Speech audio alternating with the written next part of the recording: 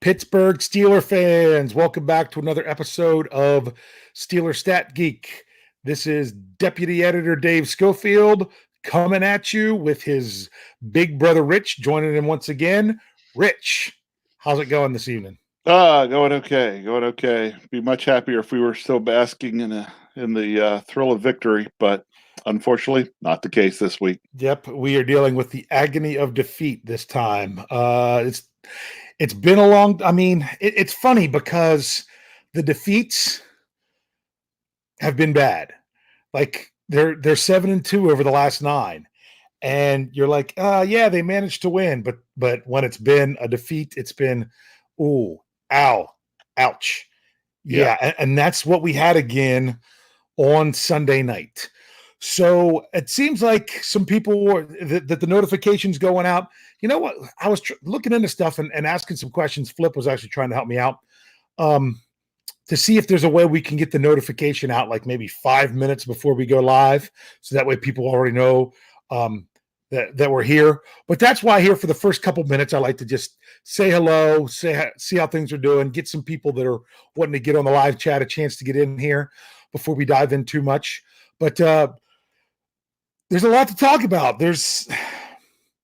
Well, first of all, before we dive into everything else, in case people aren't aware, this is being recorded Tuesday night, just after 9 o'clock. And the breaking news within the last hour was the release of the Pro Bowl rosters. Yes. Now, I'm going to tell you, I did not look at anything other than Steelers. Oh. So to ask, don't even ask. I don't know. I know the 5 Steelers who made the Pro Bowl, 4 of which are starters. And that is on the offensive side. The one person who is not a starter, who is a reserve, is guard David DeCastro.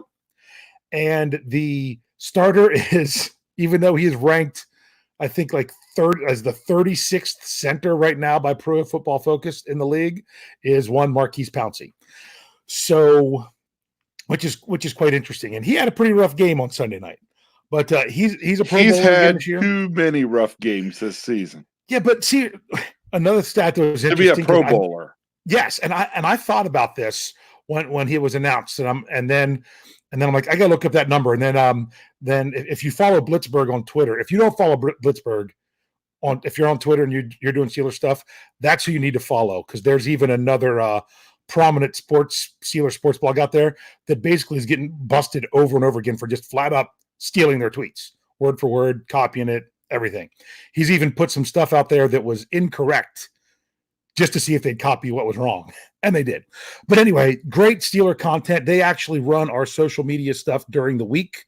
Jeff does run it during the games. But one thing that they said is Marquise Pouncey has made the Pro Bowl in every season in which he has played more than 8 snaps. Because the 2 years he did not make the Pro Bowl was the year he was injured in the preseason and the year that he was injured on the opening drive against Tennessee. So he is a Pro Bowler, and I tell you, and the leadership and everything, he's just sometimes having a rough stretch, not just with the snaps, but some of the times with the blocking. But yet he's asked to do more than the average center. He can do so much more because of his athleticism. So that's one thing. On the defensive side, all 3 are starters. One, TJ Watt, Cameron Hayward, and Minkah Fitzpatrick. What do you think about the defensive Pro Bowlers there, bro? I mean, were you going to argue against any of those 3? No, absolutely not. No, the only other thing is you'd probably like to see Bud Dupree in there. That, if you've been on BehindTheSteelCurtain.com since the release of this, one Jefferson Hartman got, I keep saying Jefferson, got out the article. I actually helped him look up some stats and stuff, because part of his thing was Bud Dupree being snubbed. And bottom line is this: like, they could put 2 outside linebackers from the same team in the Pro Bowl is really hard to do. There's a chance he could still make it, but as a Steeler fan, we all hope that none of them make it. That none of them that they can't be called upon, because they're going to be playing in February instead. But right now, there's a lot that has to happen between that and then. Another thing that I also think hurt the Steelers defensively was how solid all their secondary was. That you couldn't really vote or look more at one corner than the other, because Right. Steven Nelson, although he did get picked on a few times this past Sunday, probably his weakest game of the season. just a few times. We'll go into that later too. Yep. Has been having a great season, and Joe Hayden has been coming up with the interceptions. So those were guys that all could have been considered. I know Devin Bush led the voting for the inside linebacker. Frankly, I don't know that he's played enough snaps really to get that, to warrant that. He's great as a rookie. It's really tough to make the Pro Bowl like that. But that's just kind of how it is. So let's, with the Pro Bowl stuff done, we've got the live chat is a hopping. They are telling me that it's Jeffrey Hartman and Nap 1963. No. I got to bring this up because we got to hang out. Now, unfortunately, as soon as I met him, he asked where you were, Rich, because you were at the game, but you and your daughter were going to do some Steelers shopping. Yeah, we had to go get some Steelers shopping done. Had to get some of that Christmas gear picked up. So yeah, so you weren't there when we got to meet up with him, and what you said was that it was great hanging with us with Brian and I at the Great Hall. Sorry, Big Bro didn't make it over to the table. So that was right after you went up, which is funny. Brian had found them. I was trying to do the article for the inactives, and we'll talk about that later too. While a lot of stuff we were juggling around, but it was a really great time. It's always a great experience going to Heinz Field. Wasn't the best experience going home. The Gateway Clipper decided they were going to cut back majorly on the number of boats they were going to run, so it took us forever to get across the river, and then therefore we got into the weather rather than in front of the weather, and I walked in my front door at 5 a.m. So beat you by an hour. Yeah. So it was. I'm still recovering. Through worse weather. Yes, you probably had worse weather because we were heading east and then south, where you were just going flat south. Flat south, right into it. Yeah. Right. I have someone I've seen this more than once. I'm assuming he's just trying to get me to see it. I'm assuming it's the same person that says, Maxwell McCormick, Dave, tell me we're going to the playoffs. You know what? If you haven't, you got to check out BehindTheSteelCurtain.com. I've been doing the playoff scenario article that runs on Tuesday of what needs to happen. Bottom line is, Steelers go to the playoffs, win your games. Win your games. Don't win your games, you need help. Okay. And what's crazy is you would think that, oh yeah, well, if the Steelers win this week and if the Titans lose, they're in good shape. No, because the problem is if the Titans you also lose, got to worry about Houston. Well, honestly, all Houston needs. We'll go ahead and hit this now before we talk about the last game.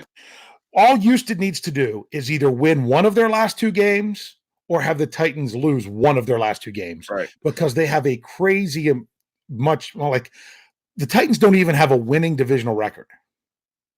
So they're not even second division record-wise in their division. The Colts have a better divisional record than them. So Houston's got that tiebreaker on them easy, and they're up the game. Now, Tennessee plays Houston, but Houston would have to lose this week in Tampa while Tennessee wins at home against New Orleans, and then Tennessee would have to beat Houston. That's what would happen for Houston to get knocked out, but then Houston would have, that would be two more losses. The Steelers would still have to win both their games. It's crazy how you could get into it with that. Right now, when it comes to the Steelers, the thoughts about Tennessee.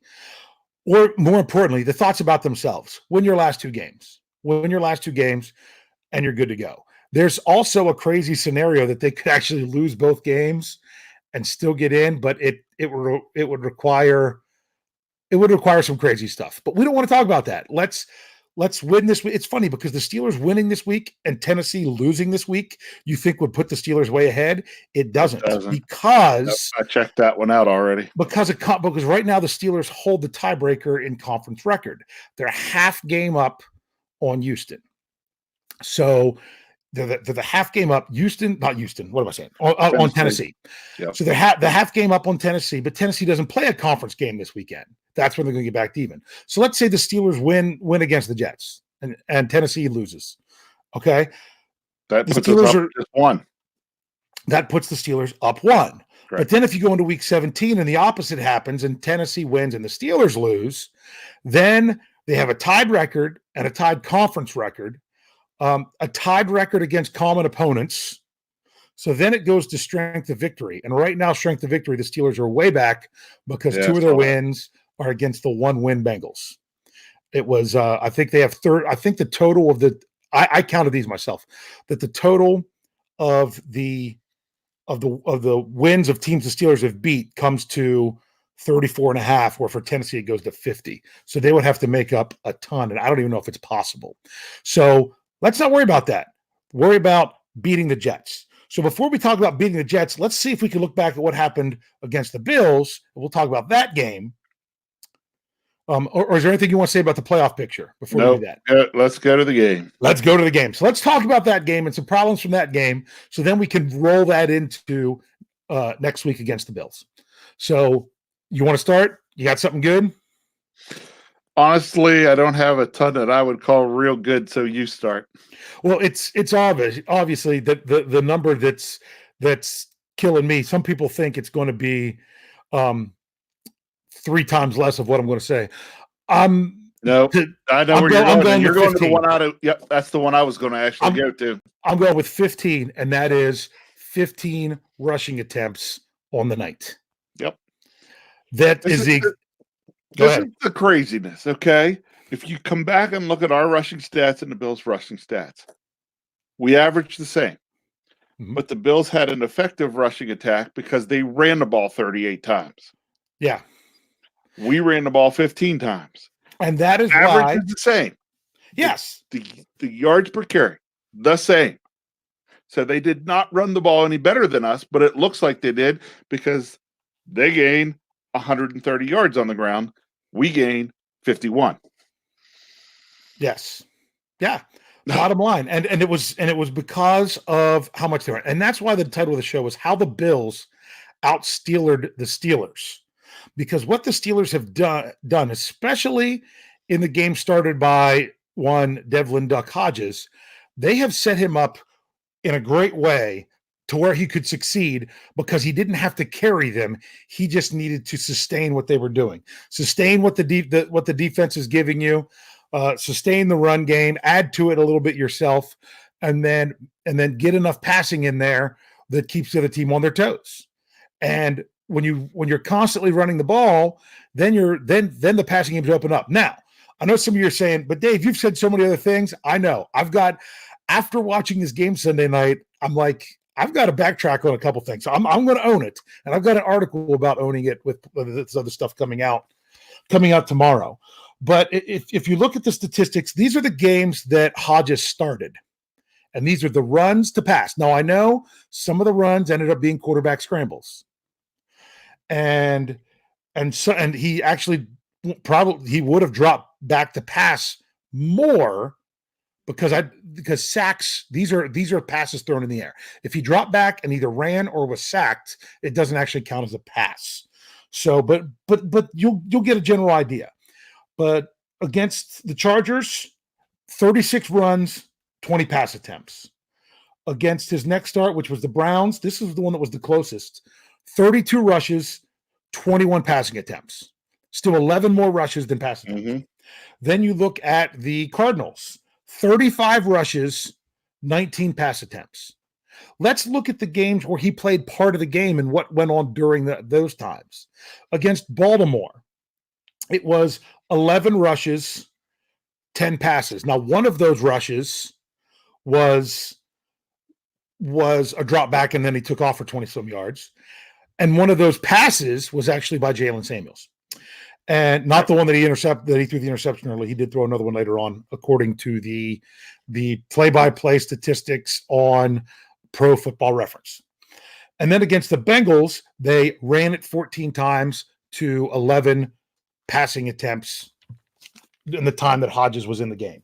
So that's just some of those numbers, which goes to show even the games where they had to kind of adjust on the fly, they made sure they ran just as much and usually much more than they passed. And it wasn't even that they were had nursing leads and everything else in those games. But in this game, it got a little bit different. And Coach Tomlin said this today in the press conference about you throw the ball a lot when you lose. What's wrong with that statement, bro? We weren't really throwing the ball a bunch because we were behind until the very end of the game. Exactly. It's a cause and effect thing. Were you throwing the ball a lot because you were losing and you lost, or did you lose because you threw the ball a lot? Yeah, exactly. And Okay. Do you know we had as many incompletions as we had rushing attempts? Where is that problem? Yeah, that sounds right. Yeah, we were 15 incompletions from Duck. We ran the ball 15 times. 15 times. Threw it 38. So we completely flipped the script. We had been rushing in every game where she started, they had rushed over 30 times.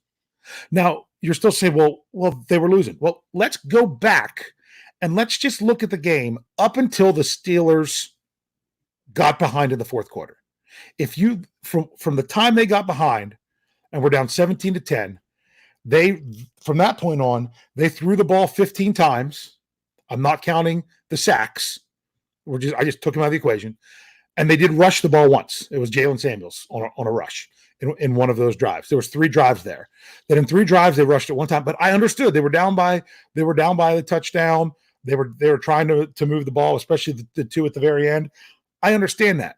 But what I'm saying is if you take those numbers out of the equation, here was the breakdown up to that point. 14 rushes, 23 passing attempts. So even before they had the lead, then it was tied. When they lost the tie, when the Bills went ahead, they were still way ahead in passing attempts versus rushing attempts. It just got worse from there. So you can't say it's because you lost, because when you were winning and tied, you were doing it anyway. Don't make me say anything, because right now the whole we only ran the ball 15 times just has me angry. Yeah. Well, and this is where I kind of have to own it, because one thing that I've talked about that's been really frustrating is run, pass. There's your drive. Run, pass, punt. Run, pass, punt. That I wanted to get away from that formula. But the problem is you can't get away from that formula and go pass, punt. Or my favorite, we couple passes, first down, just keep passing it. Yeah. It was like if we started a drive with a pass, that's all we did was pass. Yeah. It's like once we established we were going to pass on this drive, that's what happened. And we had 15 rushing attempts. Nobody hit double-digit attempts. Okay. And other than Connor, nobody ran it more than twice. Yes, that was the other thing I was going to say. Of those 15 rushing attempts, one was a quarterback sneak by Hodges. Yep. One was the fumbled Wildcat play, which I'm going to bring up a little bit soon. Yeah. Then you had 8 by Connor, 2 by Snell, 2 by White, 2 by Samuels, one of which was one of the last 2. Fumble. Yeah. Well, no, not the fumble. He did run the Wildcat once, and then he had the ball handed off to him when the Steelers were trailing. And then the Steelers made the decision to go with 5 running backs on the night and rush it 15 times. They decided to keep Trey Edmonds active. He got 0 carries and saw 1 offensive snap. 1. Yep. So I don't know that it hurt them to not have Bugs on the field, but it seemed like they were selling out to run and then didn't do it. Yeah. Were we trying to do the whole let's fake them out, make them think we're just going to run the ball like crazy and then throw it? Didn't work. Yeah. And that was the plan. It didn't work. That led to what's the next number that you should be saying? Well, I don't know. You want me to get into... Go ahead. You can go. I was just going to go with the obvious one that you had to start with. How about the 5 turnovers? Yeah, the 5 turnovers. Yeah, that's part of the reason how the Bills out-Steelered the Steelers. They got turnovers. They got takeaways. They ran it a ton. Didn't pass much, but hit on the plays where they did. That's what the Steelers have been doing. 2 interceptions in the end zone. The fumble inside the 10-yard line. Oh, come on. How about some points instead, please? Yeah. And that's the thing. Knapp, I hadn't been looking at the live chat, but I saw the word stacking the box. It just happened to be Knapp. I can talk about that one for a second. Go ahead.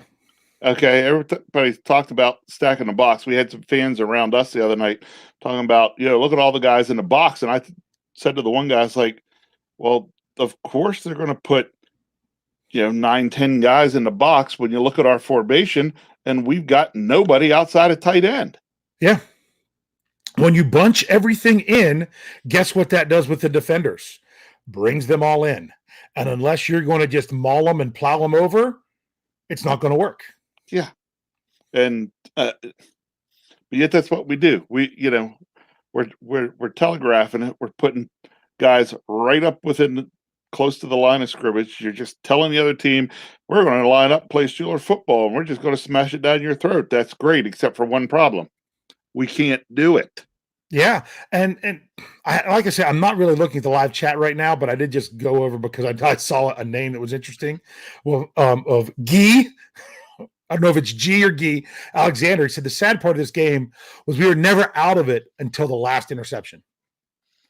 That's true. 5 turnovers. Only rushing the ball 15 times. Yet they were still there. And not only that, passes were going into the end zone on multiple drives. I mean, they had to because that's where they were intercepted. Right. But I'm saying is that they even got close enough to do that. So as bad as frustrating as all that is, there you go. I had another number 5. I was trying to remember what my other number 5 was. It wasn't just the turnovers. It was something that was, I remember what it was.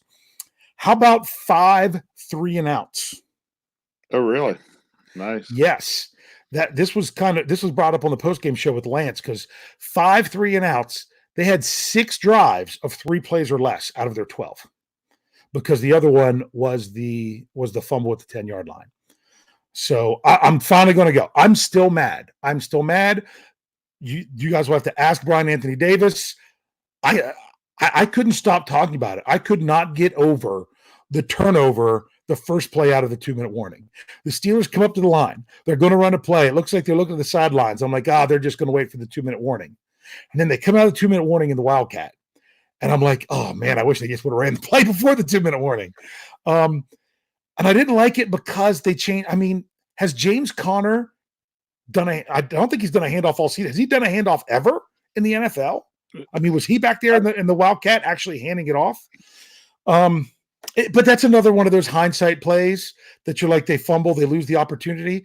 Yeah, if they score a touchdown on it, I'm going to talk about how genius it is, But the problem is it was a high-risk play, and it came back to bite them. So a high-risk play where you want points at the end of the half because we were receiving the second half kickoff. Can you imagine what happens? Exactly. We score a touchdown first drive of the second half. What happens if we score a field goal and then we score that touchdown? Now, instead of being up, 10-7, we're up 13-7. Now, when they get a field goal, now it's still 13-10. Totally different ball game. Yeah. Absolutely. And not only that, I would have been disappointed if the Steelers only got a field goal out of that drive. They got it at the 20 after Steven Nelson got the interception. The very first play was the face mask, put him at the 10, first and goal at the 10. And I'm like, you need, you're going to get the 3. You really need the 7. I really wanted the 7. I would have been disappointed with the field goal. I was irate that they got nothing. Oh, I would have loved the touchdown. Don't get me wrong, but I'm sitting there thinking you got to have points here because you want to play the score at the end of the first, get the ball to start the second. Then when we got the ball to start the second, go right down the field, score a touchdown. First thing I said was, we've got the lead, but man, those points at the end of the first half would have been nice. I kept bringing them up to Brian all night. Do you have any other numbers? Hold on, wait a minute. I had. I'll throw another one out there quickly while you're looking. How about 22? When you have a punt that only goes 22 yards, and you're kicking from the 18-yard line, that's a turnover. I'm pretty sure that the first interception was more like a punt. Yeah, it was over 35 yards. So it was more like a punt. It was more like a punt than Barry's 22-yard punt. Yes. So, I mean, because I said to Brian when they intercept that, he's like, oh, that's a punt. I'm like, they might have got another 10 yards on a punt, but that would have been it. But he had done so well all season, and boy, did he pick a bad time. And that turned into points. That turned into a touchdown. So the Bills only scored 3 times. They got a touchdown off of a 40-yard drive because of a bad punt. They got a field goal from the interception return that they got down close, and the defense did give up 1 first down and then took them a 3 straight negative plays. Right. They only give up 3, which was fantastic to start the fourth quarter. And then they got the touchdown after Renegade. So, which is funny because if you follow Twitter and follow the players on Twitter, some people were very critical about Renegade and says that it's outlived its purpose because it hasn't worked this year. I'm sorry. Yeah, they did it the Rams game you and I were at. It sure worked because we got a sack fumble from TJ Watt right after Renegade. But that was the. I don't think that was the game you were at. That was the Dolphins game. Oh, that's right. That was the Dolphins. Because you asked me when did they play Renegade? But TJ did get a sack right after Renegade when you and I were there, and he got a sack after that one. But he got the strip fumble on the other game I was Miami. at. Yep. And like I think it was Zach Banner. Someone said they're like, or this might have been just someone else on Twitter, and he commented on it that people that are criticizing Renegade are not people that are in that stadium. They aren't. Right. So that's kind of beside the point. The way it worked. So any other numbers before we? Yeah, you know what? I'll go another one here. I'm not sure what to think about this, but I was looking through numbers that it just kind of jumped out at me, and this number is 6. Okay, gotcha. 6. Yeah, it's specifically 11 minus 5. Okay, 11 minus 5. Yeah. 11 minus 5. 11 targets to James Washington, 5 receptions. Mm-hmm. So we threw more incompletions towards James Washington than completions. Now, several of those were on some really contested balls, a couple bad balls, but we have a lot of weeks where we get guys, other guys here were okay. 2 incompletions when we threw at Johnson. 1 incompletion at Vanette, 1 at Connor. Yeah. 2 at Jones, 1 at Jones, who is no longer a Steeler. Yeah. Yeah. So, but some of those, like the one to Kane, that was the interception in the end zone that he had no chance of catching that ball. So that's not on him. No. So yeah, but it's not. But we targeted Washington like a number 1. Yeah. As we really should. And he had one of the best corners in the league on him. He did. But it still hurts to see that he got 11 targets and 5 catches. 11 targets, you'd love to see that 100-yard receiving. Here's what I would like to know, if you have it in front of you. You still have it in front of you? Yeah. How many targets were to running backs? 5 to Connor, 1 to Samuels. That's it. So we threw more to Washington than we did to all the running backs combined. Yep. So not only did we not have the running backs rushing, we didn't even hit them. Like the one time they did on a first down play exactly what I had called that I wanted to see on a first down play. I think that might have been when I was on with Jeff last week. I said, how about on first down, you do a little play action pass and then dump it out to the running back in the flat or something like that, or not even play action because sometimes you can't get out there. Not a screen, but just a little dump. And they did that to Samuels the one time. That was pretty nice. I opened it up to some numbers in the live chat. We got some here. Northtop says he rounded it up to 40, forcing 40 passing attempts versus the number 2 pass defense. If that was definitely what it is. Bo's calling. See, there, it just skipped on me again, right as I click on it. Bo was calling it 0 is the number of interceptions in Ducks rebound game. You know what? I really hope that's true because I know some people were calling for Lynch. Some people were saying to go back to Rudolph. I'm like, you've got to treat this exactly like you did after 4 interceptions from Rudolph against the Browns. Yep. It's Ducks team again, yep. But you can't, but the leash just got very short. End of story. You can't drop this to the Jets, just like you couldn't drop that game to the Bengals when they had to make a change. And I don't think it's going to be Lynch because I don't think he's going to be active. So looking, here we go. I'm not going to bring this up because the name of the user. 5 users equals 5 less possessions, which is 5 less opportunities for the offense to score points. So in other words, just ending too many possessions. Here you go, Steelers fan 74, only 1 sack. Because that's the other thing how the Bills out Steelered the Steelers. They got to the quarterback. And all of their sacks, I'm pretty sure if I look at it, I think they were all in the second half. I'm pretty sure all of them were in the second half. So, but I'm not 100% sure of that. I know 2 of them were after the Bills had the lead. So that's just one of those things. I know we got a super chat. We'll get there. That one. I got to find it. There we go. From X Eddie B. Throws in $2 into the tip jar. So if you don't know what we're talking about with the tip jar and with super chat, you can type in any comment. Well, not any comment, make it appropriate. Type in your comment. You hit the little $sign down there, and you could donate any amount of money you want to the show, and we will definitely bring it up. Now, don't feel like we're not here just soliciting money. You don't need to do this. The only reason we turned this on is because some users asked if we would add it because they wanted to add this to where people could donate. If you really want to help out the show, make sure you're going in and hitting that like button. I would like to see as many likes as users as what we have throughout the show. Of how many people are in the live chat. That would be great. So he says, hammering 5 RBs is still better than 4 turnovers. Of course. I mean, hammer the ball to the running backs would have been a lot better than 4 interceptions. Yeah. But like I said, I still didn't want to see run, pass. I didn't want to see We're going to run on first, we're going to run on second, and then we'll only pass if we have to. You still needed to mix it up. But there still was, good completion on first down. You got 12 yards. Then you come back, maybe even throw another one first down. Then it's second. Then it's second and even 2nd and 10 on an incompletion. Run the ball.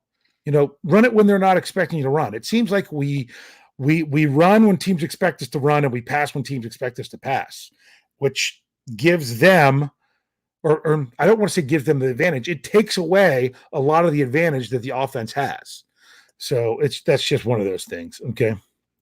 I did see some of these other numbers of like here we go. We did talk about this at the very beginning from Ryan O'Toole, 5, the numbers of Steelers to make the Pro Bowl, and everything. And like Ryan says, he's like, we dressed 5 running backs and Connor played most of it. So I understand if they were worried about Connor and the injury and wanting to have plenty of guys. But you just sometimes you just got to play it. So, I'm frustrated a little bit. I got one other frustration from the game when we get a Go ahead. Brian talked about this after the game. We got talking about a little bit, and that was I'd never been to a Steelers game, especially up, where my seats are, where as Steeler fans we were outnumbered. Yeah, I had that article out on Monday. If those of you didn't check that out on the website, it was out Monday afternoon. It's like the Steelers. It's funny. They say that the Steelers travel so well. It's not that the fans travel to other places nearly as much as there's so many Steeler fans everywhere, especially out west. There's a lot of Steeler fans out west that they go to the games when the games are coming to them. I know some people that are traveling up, like Knapp is heading up to the Jets game this weekend. So some do travel, but a lot of it's also that they're there, but they haven't been coming out as much at home. And what a lot of people said in the comments, I think is right. What their whole reason I almost wasn't there. And that when they flexed the game. They flexed the game. The night games are hard enough, and then you've got to adjust to a night game when you weren't expecting a night game. And I'm like, me walking in the door at 5:00 in the morning, I wouldn't want to do a night game in December. Not just because of cold, but because you don't know about weather. You don't know how it's going to be traveling. And that's not a game I would choose to go to. But if I'm not going to every single game, trust me, if I live closer to Pittsburgh, I would just go to every single game. So and I put that in the article that you said you were outnumbered in your section. Now, we weren't outnumbered, but there was a lot of fans. There were a lot of Bills fans around that stadium. There was a lot of blue. Yeah. I mean, and you could hear it from what everyone told me is that I noticed it when the Steelers were on offense their last 2 drives, how loud the stadium was. They and that kept was all the putting Bills up fans. quiet at work. It was the Bills fans. Yep. And they said you could hear it on TV, that it was, you've never heard it. I don't say never. It's been a long time since you've heard a crowd like that in Pittsburgh. So yeah, you don't get that often at Heinz Field. And so that was actually a very different experience. Yes. My last thing that I wanted to say about this game is I'm not laying this all on the feet of Duck with the 4 interception and everything. Oh no.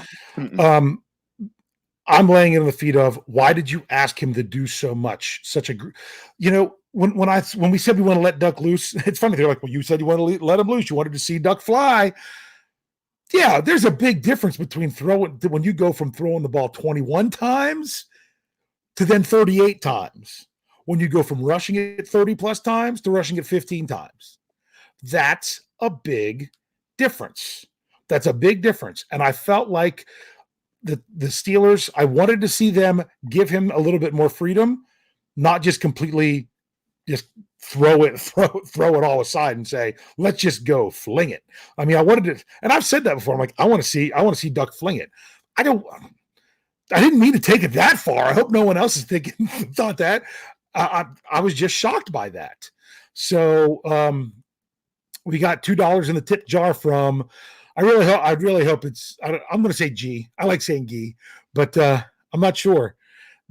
Alexander says, Duck got the horrible game out of the way. Let's go to the Super Bowl now. I hope so, because honestly, this is what scares me. I thought the same thing with the loss to the Browns. I thought how you respond to the loss is going to show a lot about a quarterback. And I know they're like, oh, well, he likes Rudolph. Yeah, well, like I said, I like every Steelers quarterback. But I was hoping Rudolph would respond. But when he didn't, I'm like, that was also more about just his play. That was his character being called into play, and the whole incident and everything wrapped up around that for that week leading up to it. It was a lot for a young guy to handle. And honestly, when I just look at their attitude and everything, I think the water rolls better off of a Duck's back than it does a Rudolph. So, yeah, that was bad. You really went there. That was bad. That was real bad. Oh, that was real bad. Gosh. So, but I think you just convinced Kyle to turn off the podcast after that bad too. Oh, hey, this is true. Well, I don't know. I'm not a punter. If it was a bad kick, it scrolled on me. So there, but that's true. Talking about a new offensive coordinator. I don't think offensive coordinator is something you want to change now. And honestly, they're not going to change it in the offseason because this is Ben's guy. And unless Ben says, I can't come back, they're going to keep him. Which one are you going to put up there? You're going to put up this Ryan. One. Yeah. Ryan O'Toole. Dave Schofield can do better than 22-yard punts. You were the kickoff and field goal guy. I was the punter. Yeah, I think you could do better. I don't know if they say anything on TV. When I saw that punt in stadium, now that he was punting from the end zone that was closest to us and punting away from us. So I couldn't tell how short it was. As soon as he kicked that, I'm like, holy cow, he skied that. Well, I don't know which one was the 22-yarder. The first one. I thought the 22-yarder was the one that came at us and went nowhere. No, the 22-yarder went away from us, I'm pretty sure. Okay, so then the other one wasn't much better. Yeah, because it was I'm pretty sure it was at the end of towards the end of the first quarter, because they started coming at us and then finished that drive in the opposite end zone. Oh, that's right. You're correct. So yeah, it was bad. It was brutal. And I know we're talking an awful lot about this game rather than going on to the next one, but this is what you have to do when you have a game like this. Everything next week going into the Jets is basically how are you coming off of everything that didn't go right against the Bills? All right, would you go up there and put up the one that Ryan Kellerman put up there? I've been thinking about this one. 9:50 p.m. Put it up there. Yeah, I got you. Yeah, I know, Ryan. I know. What he said was, for those of you listening to podcast form, we lost so many, we lost, so may as well have let Kyle come. I got you. I got you. Lance Williams thought that was hilarious from our very first live on the Clipper that you were busting on Kyle. That was that Lance got a big kick out of that. Yeah, I don't even know if Kyle knows I busted on Kyle on that one. But a bunch of the rest of the family did. But here's another super chat from Kathy Ford, who throws $2 into the tip jar to say her number is 2, and she says the best 2 bro show on any medium. I've got to tell a little story. Yep, please do. My daughter has come up with a jingle for the Sco Bro show that she wants to do, and I'm like, "Yeah, honey, that sounds great." And then, of course, we have another number 2 from your son Kyle that says the number of children that are terrible luck. Yes, that's pretty good, actually. You've got to stop going to games with your children, and we've got to stop going to games where we don't sit together because I know we should. If we'd have just made Brian go up and sit with Alex, and I could have come down, sat in your seats. We're undefeated in your seats. That's true, but they were also undefeated in the color rush, and that didn't work either. Yeah, but like Brian says, after that game, he thinks we're dating now. We were kind of spooning because we were packed in there pretty good because everyone was bulked up because it was cold, except I was still wearing shorts. So that's just kind of how it was. Let's go forward. Let's go forward. Let's learn from the mistakes and go forward. So what are you looking for in Week 16 in New York? What do you think? I got a number for you. Ready? Yes. This is going to be a very simple-ish kind of number, but my number is 51. Well, that's how many rushing yards they had last week. So what do you want to see that's 51? The minimum percentage of plays that need to be rushes. There you go. You want that. We need that balance. Yes. We got to have it. If you're going to miss one side or the other, I prefer we miss heavy run. Yeah. Yeah. So, I mean, because here's the thing. I mean, you look. I know this is partially looking back too, but you look at what the Bills were doing. We took the lead in that game. They didn't stop running the ball. Yes. That is an excellent point. Even when they were behind. Now, granted, they were only down 3. Yeah, they were only down 3, and they tied the game early in the fourth quarter. But even in the third quarter, they didn't panic. Nope. They kept running the ball. Yep. They were trailing, and they ran the ball more than the Steelers. Yes. In the third quarter. We need to have better balance running the ball. Yes. And again, we can go back to some of those same olds. We need, 30 rushing attempts, 130 yards. Okay. Rushing. Yeah. I'll go 35 for 170. That's what I'd like to see. What I'd like to see, but there's the minimum of what I think I need to see for us to have a chance. But this is another game, not to the same level as last weekend, because that Bills defense, well, I think they're a good defense, but then again, the Steelers aren't that great of an offense, so that could have been part of it. Now, but Bo brings up a good question then right up there after, we're talking about running the ball. Where did he go? It's just skipped. Where did he go? He was talking about this one? Yes, that one. The Jets have the number 2 rushing defense. Correct. Okay. You know what we need to do to continue to run the ball against the Jets? Mm-hmm. Yep. We need to use the passing game to open up the running game. Yes. Not the other way around. Yes. I'm trying to think about the best way to say this is even if they have the number 2 rush defense, you've got to come out and run the ball when they're not expecting it. You can't come out, and even though everyone loves 72 to report as eligible, you come out here, you put in 2 tight ends, you put your receiver in, you have a fullback, you do whatever you do, you put all 11 guys within 7 yards of the ball, east and west, and say we're going to run it. Well, you're allowing. Think about it. The quarterback's not blocking anybody, and the running back's not blocking anybody. You're taking 2 offensive players are out of the play, and you're dealing with 9 guys having to deal with 11 guys. Okay, spread them out, make somebody miss. Boy, I'll tell you what, James Conner's first run of the game last week made somebody miss, and I don't know exactly how long it was. What, the first run of the game? Yeah, it was 17 or 18 yards, something like that. Yep, 17 yards. Yeah, and I mean, and made a guy miss and went and boom, there it was right there. So look at how made much a guy miss. percentage. Made a guy miss on the touchdown catch. Yes, that play went from no gain to touchdown because he got the ball in space. They're not letting these running backs. The only way they think they're going to get running backs in space is to run the stretch play. That's not the answer because guess what? Your linemen that are flowing wide, the defense is flowing wide as well. You know, try to do something else to get them in. You know, it's funny. We want to knock the pitch play ever since that's what they ran on 4th and 1 against the last playoff game against the Jaguars when there was a 4th and run. They ran the pitch that didn't work. I mean, I wouldn't do it on 4th and 1, but you know. But I also don't know that we have a quarterback that's experienced in doing the pitch properly.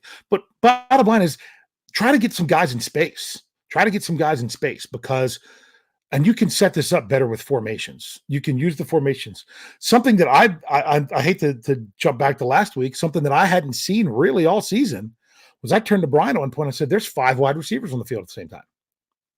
You know what else I saw in the game the other night that was different formation-wise? I saw it twice. Zach Banner reported as eligible, and we had both James Washington and Deontay Johnson in the game. Really? Happened twice. I missed that one. I didn't catch that one. I did also notice that we had him eligible at one time, and he was lined up next to Ramon Foster, and they had moved Al Villanueva over next to Matt Filer. Mm-hmm. They basically ran the unbalanced line. So I saw that at least once. I got to bring up Steve, you know, especially since he's got his super fan card now. Steve said predictable programming is the Steelers play calling. That's the problem. It doesn't matter who you have back there if you're just predictable. You know, the only way you can get away with being predictable is just being so much better than your opponent. If you are so much physically better than your opponent, the problem is that doesn't happen that often. Mm-hmm. Yeah. Yeah, it's a problem. Oh, what I would like to see this weekend is I would like the streak to end. Yep. I was just about to say 0. Yeah, let's get the 0 turnovers because you keep putting your defense in a bad situation. And that's what I've been saying for a while is that as long as the offense isn't putting the defense in a bad situation, then they're okay. Well, look, they put them in a bad situation on a bad punt and on a turnover that was returned for long ways. There was another turnover that basically acted like a punt. And then the other 3 turnovers, all 3 took away scoring opportunities for the Steelers because they were of where the turnover occurred. Yeah.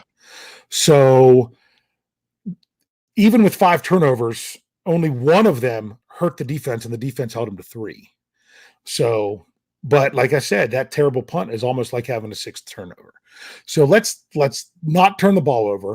Let's come out and not be predictable and get some balance. And I think everything's good because this defense is going to keep doing their thing. If we could come out and establish a few things, we'll probably the opportunity would be there to get this game and get it early because it's, you know, Sunday, right before Christmas.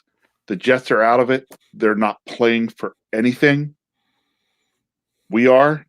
It would be real easy to hop on them quick, and the Jets just basically say, let's just get out of here and go have Christmas. Yes, except for one Jet in particular that I'm sure would love to just come out and do his thing. But Mr. Butt Naked Rob? Yeah, Mr. Butt Naked Get Robbed. Thanks to Lance Williams. That was quite the nickname.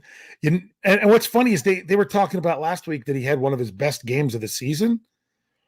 I mean, does he have over like 80 rushing yards in a game? Maybe once or something. Yeah. It's been bad. It's really been bad.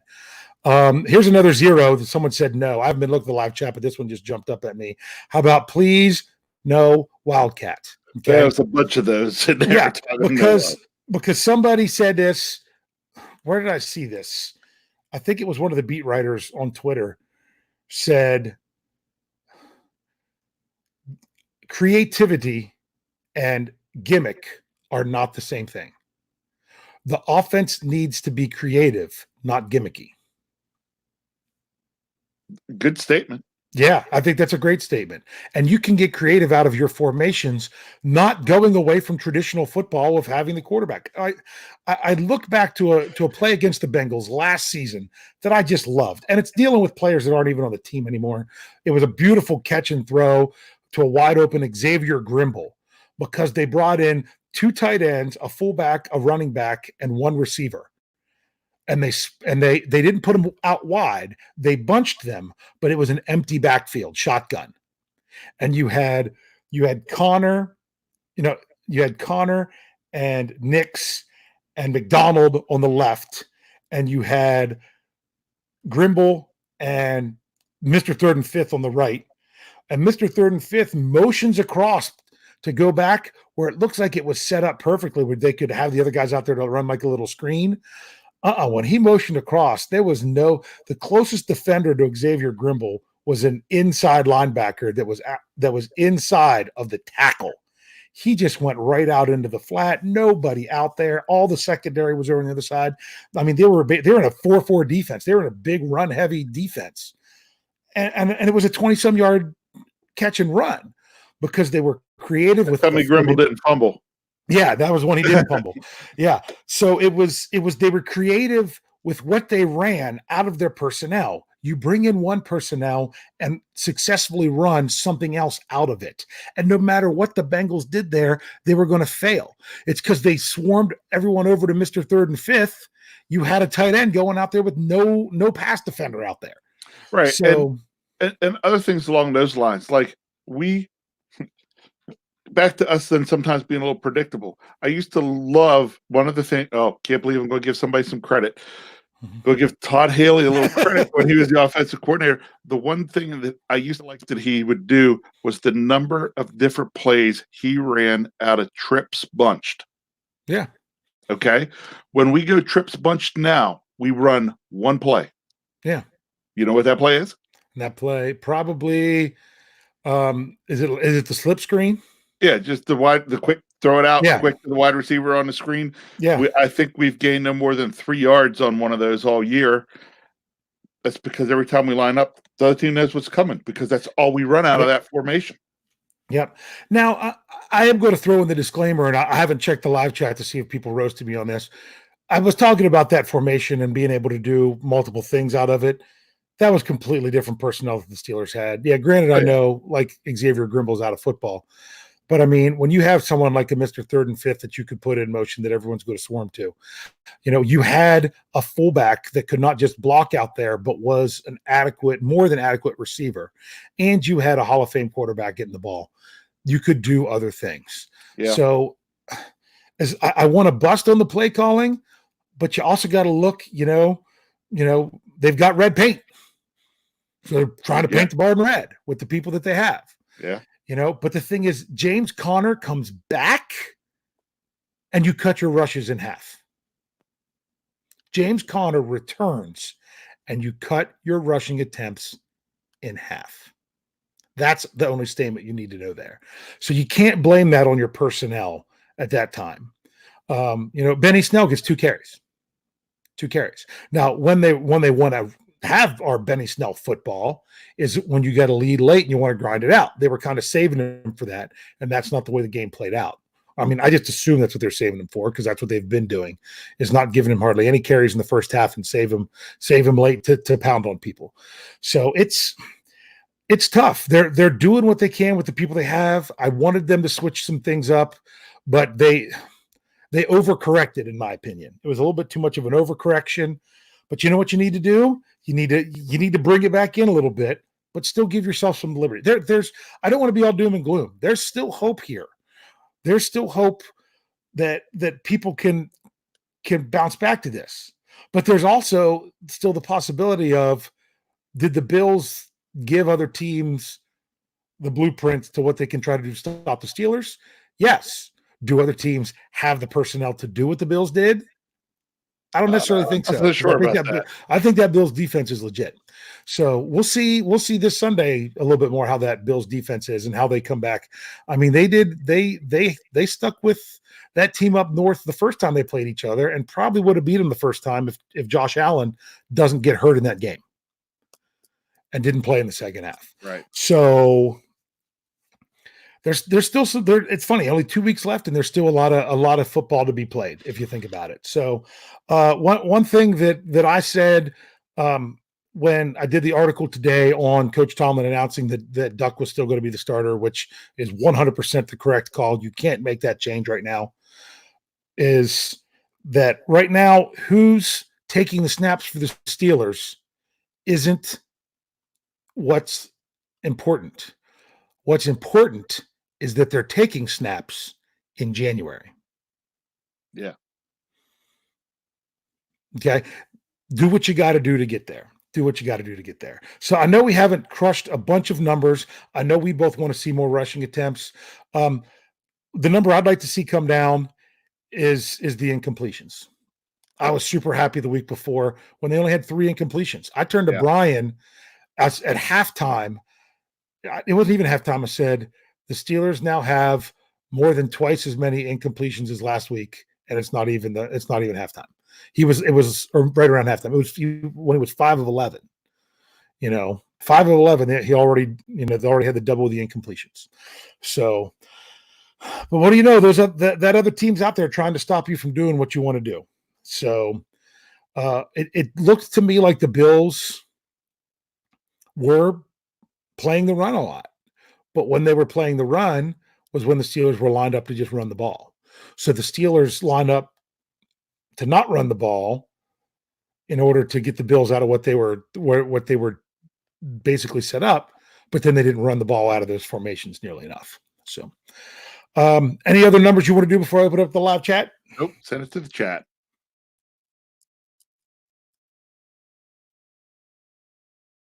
What are you doing? Sorry, when I go to type with the new microphones, if anyone noticed, I'm using the new microphone, it picks up everything. And like if I go to type, it's going to be like click, click, click, click, click, click. So I hit mute real quick. That's why I was hoping you'd throw a number out to me. Oh, sorry. You might just say, hey, give me one more number. Hey, give me one more number, bro. One more number. I could have. 3. We need 3 turnovers on the Jets. That would be great. If you'd have forced me into it, I'd give you a number. There you go. 3. I'd even be happy. Once again, the Steelers have gotten 2 or more or none. They got none against the Browns the first game, and they got none against the Patriots. Every other game, they've had 2 or more. The problem with this game wasn't getting the 2 turnovers. It was the -3. It was the -3. So, wow, I say numbers and then I see a bunch of stuff. I'm going to see if there's anything here. We've got, 3 to 5 minutes left here to finish up. If you have a question, you can throw it out there as well. I did see something earlier. A couple times they were asking about the new receiver that the Steelers signed off their practice squad. Darboh. I think it's pronounced Darboh. He's from... I can't remember. Sierra Leone, maybe, I think it is. One of those countries that's crazy, war-torn country. Great story. Played at Michigan. Had a good rookie year for the Seahawks. Then missed the entire next season due to injury. They moved on. Honestly, I think the only way we see him this week is if Juju's still out. So there we go. Ron had to say something I bring up. He's like, sorry I missed you at the game, Dave. Thanks for the ball. Not only did I check the photo that you sent me, Ron, I forwarded it to one Jeffrey Hartman, who loved it. We like to see. It's more fun to say Jefferson Hartman. I know, it's more fun to say Jefferson. So for those of you that don't know, Ron Reed is who won the Survivor contest, outlasted all 5 other 591 entries. Won the signed David DeCastro football. I hope that you saw that the little card that was the certificate of authenticity was tucked in the box that the ball was in. So I hope you definitely got that. But he already sent me a picture where he had a spot for it in his office. It looks fantastic. So yeah, sorry I missed you at the game, Ron. We were trying to get it. Games are crazy. We know people that are trying to meet up. Had someone else that I was trying to get a hold of on Twitter from Australia. He was at the Sunday night bus. By the time we get there, he wasn't there. We go into the Great Hall, tell him we're there. By the time he gets there, although we hung out there for a long time, we had to get to our seats because we barely got there in time anyway. So, but Ron, great job on the Survivor, and I'm really glad that you got the ball. So Let's see if we've got anyone else here. Here we go. Maxwell would like to see Minka with another pick 6. Boy, that would be nice. See, here's the thing with a lot of the with a lot of the Steelers interceptions this year. I mean, Joe Hayden's made some nice plays, but a lot of them are right place, right time. Like Joe Hayden's second interception against the Cardinals, that was a right place, right time interception. Yeah. Steven Nelson this week, right place, right time interception. You know what? I said I was going to mention him. Boy, did they pick on him this past week. Yeah, they did, but that's a good receiver that he had to go up against. John Brown, 7 catches, 99 yards, 10 targets. Most of those targets, though, were on when he was being guarded by Steven Nelson. They did not throw John Brown's way when he was being covered by Joe Hayden. It was just something about the matchup that they saw. Yep. I mean, they got the pass interference where he caught the ball anyway. Yep. How about Bo says he could see 2 interceptions and a fumble. I could see that because to me, the Bills offense isn't all that. They don't strike fear in their opponents. And if the Bills offense doesn't strike fear in the opponents, the Jets strikes even less. Yeah. So that's just kind of how it goes. Okay. WHH says a fellow hater and he sees 4 takeaways from the Jets, meaning I'm assuming that means we're taking it away from that. Ryan wants to know for a number how many Steelers got snubbed from Pro Bowl voting. We did talk about at the very beginning. We felt that Bud Dupree would have been a good choice, but it's tough to do 2 outside linebackers in the same team. Either one of the corners, I think, had a legit shot. I think it was wise that it wasn't Devin Bush. I think he's doing great for a rookie. I just don't know how you would have to give him the Pro Bowl by taking into account that he's a rookie, and that's not what the Pro Bowl's for. Here's a question for you then when it comes to Pro Bowl. All right. Now, of course, we're all out there. The Steelers are going to be in the Super Bowl, but let's suppose the Steelers aren't playing in the Super Bowl. Mm-hmm. And let's suppose that it's the Cleveland Browns in disguise team the down east of us here. Yeah. Could we maybe see an argument for one Chris Boswell as the kicker? That's a very good point. If Tucker is then not available, who missed another extra point on Thursday? He's missed 2 extra points this year. Mm-hmm. You know who hasn't missed any extra points? That would be one Mr. Boswell. Yes, he's missed 2 field goals. One was because of a bad hold, the other was very long. Yep. Was it over 50 or was it 49? No, I'm thinking it was might have just been 49. I can't remember. It was 49 or 51. I can't remember. It was right around there. But yeah, that's his only 2 misses on the season. So, but you really want to know the truth. When it comes to kickers, unless you are absolutely lights out, it has more to do with how much your team is succeeding. Yep. Like when Boswell got the Pro Bowl, it's because the team happened to put him in situations to kick game-winning field goals. Yep. He hasn't had to kick game-winning field goals this year. So I'll try to throw a couple more numbers up here right before we call it a show. Steeler Fan 74 says, how about 5 sacks, 2 interceptions, and a forced fumble? That would be good. I'd like to get those sacks back up. Here we go, because I am Girth says at least 3 sacks. Yeah, that was disappointing to only get 1 sack at home. Yeah, it was. That was on the first drive too. Yeah, I know it was the first quarter. You're probably right about the first drive. I like this one. How about 3 touchdowns? Okay, I don't talk about a lot. Yeah, I mean we're just not putting up enough points. Let's get into the touchdown zone.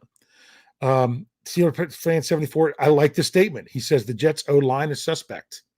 Although they have one of my favorite former Steeler offensive linemen, because I just think Kelvin Beachum is just an all-around good dude. He's just I know. He's a guy I would have liked us hold on to. I would have too. Never going to happen. You do know he turned into James Conner. What do you mean he turned into James Conner? Losing Kelvin Beachum is what got the Steelers the 3rd-round comp pick. Oh, you're correct. Yes, you're correct. So, sorry, I was thinking, suddenly somebody started handing the ball and making people miss. I'm like, what? Ron says he's got it framed, so he must got the certificate. Boy, you can tell I'm far behind. Another former Steeler on the Jets that you got to love. How about Steve McClendon on that defensive line?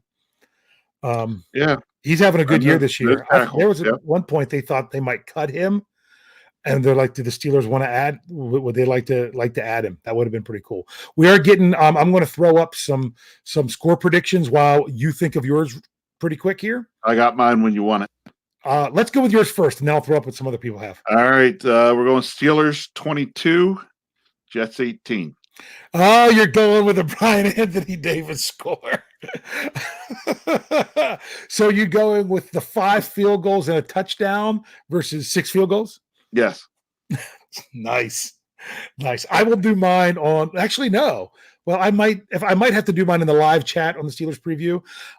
Unless they start it very late, I will not be on the Steelers preview this Thursday, because when I got my tickets to the premiere of the end of the greatest saga of our generation in one Star Wars, I got the earliest show, which is at 6 p.m. Didn't realize the movie's basically 3 hours. So I don't know that I can get home in time. I'm going to try to maybe jump on at the end of the preview if Jeff still wants me. But if not, I'll at least have the live chat and throw it in there. Here we go. Frank has Steelers 24, Jets 14. I'm going to go through here. It just skipped on me because I wanted to throw scores. Maxwell, 23-10 Steelers. We have another 24-10 Steelers from King Me. And then we've got 23-13 Steelers. Did you see the Bills fan predicted the score right on our Great Hall live chat? No, I didn't catch he that. He called 17-10. Couldn't believe this. Here we go. 9-9. I don't know if that's a score or not, but I like it. Here's one that's a bit ambitious, but saying, hey, let's let this offense open up. 31-17 Steelers by Steelers fans. I was just called a nerd by my nephew. Thank you very much. And we have 26-14 from Robert Mullers. And we have 17-13. And I was also asked to forbid Lance from picking the Steelers. Lance wears his big boy pants, so I'm going to let him make his own pick, but it'd be nice if he didn't. It's a lot more fun when he gets it wrong, and then we got to see him in the Lucha Libre mask. Exactly. We've got 24-9. We've got a 40-17. This is great. 27-13. Anything you want to say here to end the show here tonight, bro?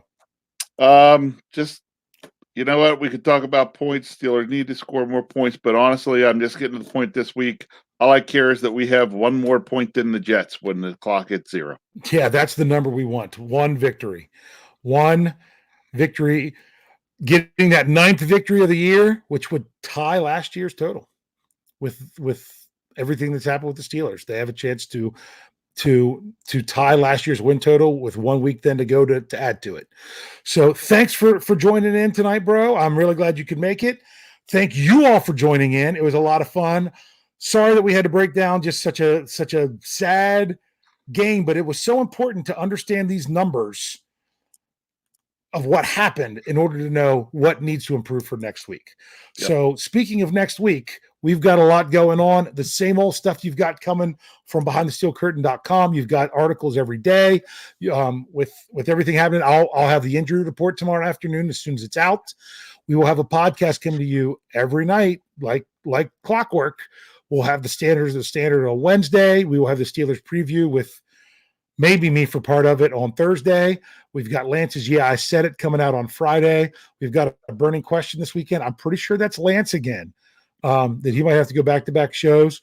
We will have a not so late at night post-game show on Sunday, which is nice to have another 1 o'clock game. And then we'll start it all over again next week with the Steelers hangover on Monday. So next week on Tuesday, we are talking Christmas Eve. I'm going to let you all know there is a very good chance that show, it might even be short. We'll see if it's solo or if Rich can join me.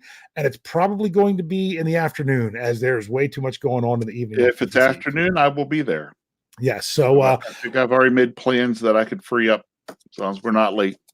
Yep. So we'll do our best to get that to you.